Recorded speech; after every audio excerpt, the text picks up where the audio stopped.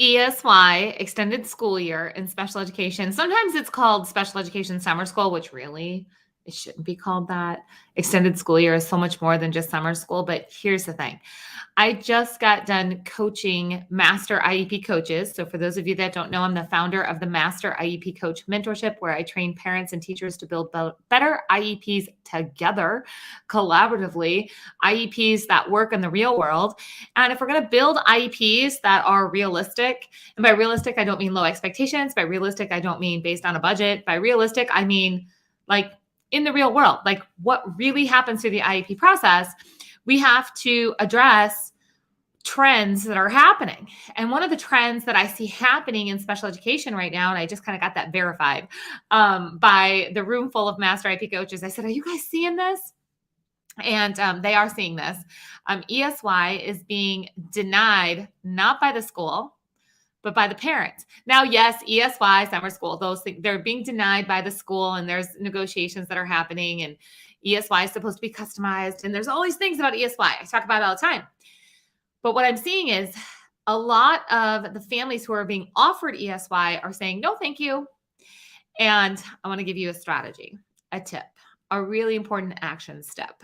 If you are going to say no to ESY as a parent, when the school says, hey, this is what we can offer you, number one, if you're saying why because you don't like what they offered and you wished they had something that was a little bit more individualized, a little more catered to exactly what your child needs over the summer, which might mean something like just some help with reading or just some help with social skills. Those type of, if you're saying no because they're offering you a set cookie cutter kind of program, number one, just so you know, you can negotiate that. All right. But that's not what today's about. If you say no, thank you, because you're like, I'm done.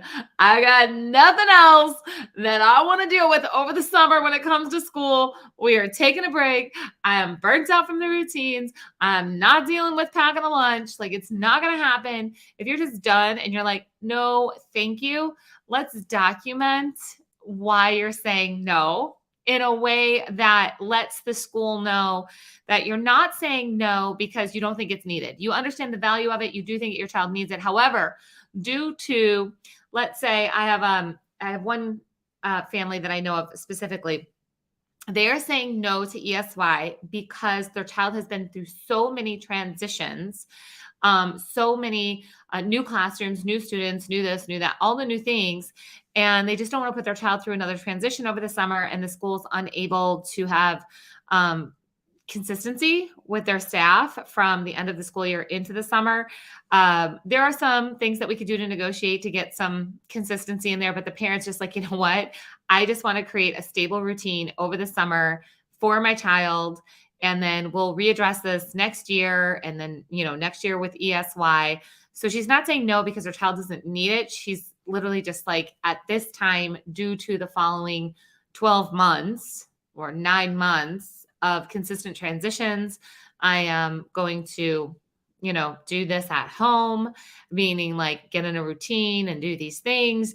And that you do feel like your child needs it. However, at this time, so just getting that in writing is really important, because what I don't want to happen is next year to say like, well, since you don't ever think your child needs ESY, we agree.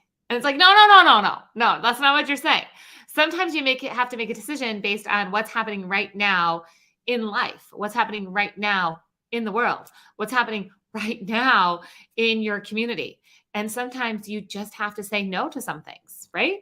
So let's see, my 2 sons with autism and apraxia qualify for ESY, and we have said no the last couple of years. I do send an email with the information before the meeting. I bring them for related services.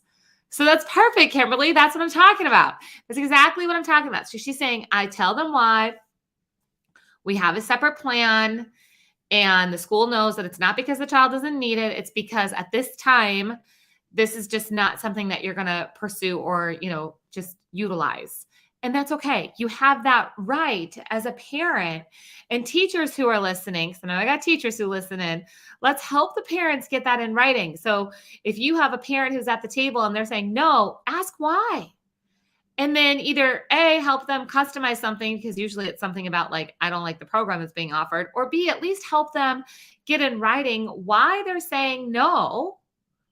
And let's set them up for success in the future if they want to say yes. That's so very important. So I want to make sure that you have 12 important IEP questions that you need to ask before your next IEP meeting. These are 12 hard questions that you need to bring up these conversations before you walk into your next IEP meeting, because it opens up the conversation in a completely different way. It's stuff that's left out of the conversations just because we've got other things that need to be done during the meeting. So a lot of times we forget things like fully understanding the full continuum of placements and what placements were chosen, or fully understanding how technology could be better integrated into the IEP, fully understanding inclusion opportunities and how a child can feel part of the school community from the time they step off the bus to the time they get back onto the bus in that school day. So if you head over to iepchecklist.com, you can get your 12 hard IEP questions you need to ask. And again, this list, it's for parents and for teachers.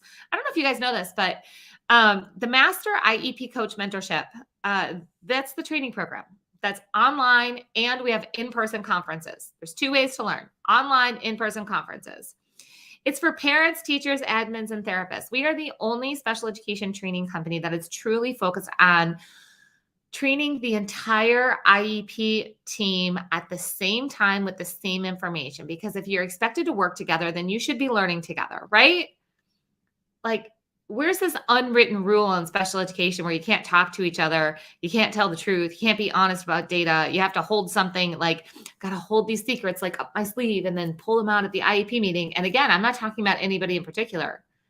Every role at the IEP table, I've seen every parents, teachers, admins, therapists, I've seen these unwritten rules of the IEP kind of system in play for the last 25 years. We throw all those rules out the window inside of the Master IEP Coach Mentorship. And we truly have parents, teachers, admins, and therapists who are breaking those unwritten rules together in a collaborative, positive way to build IEPs that work in the real world. So step one is go get some freebies. Okay. Step two is then watch your email and see how you can become a Master IEP coach and help break those unwritten rules and really get involved in a proactive, positive way that, believe it or not, it's less stress than you would think, because we have systems and frameworks and strategies that will help you make IEP things, everything from the conversations to the paperwork, just easier. Go get your freebie. Remember, if you're turning down ESY, make sure you have the reasoning in writing. And again, this is when it's offered to you if you're saying no. So parents, I'm telling you about that. Teachers, if you hear a parent saying no, let's get that in writing, and then go get your freebie. And hopefully I'll see you guys inside of the Master IEP Coach Mentorship.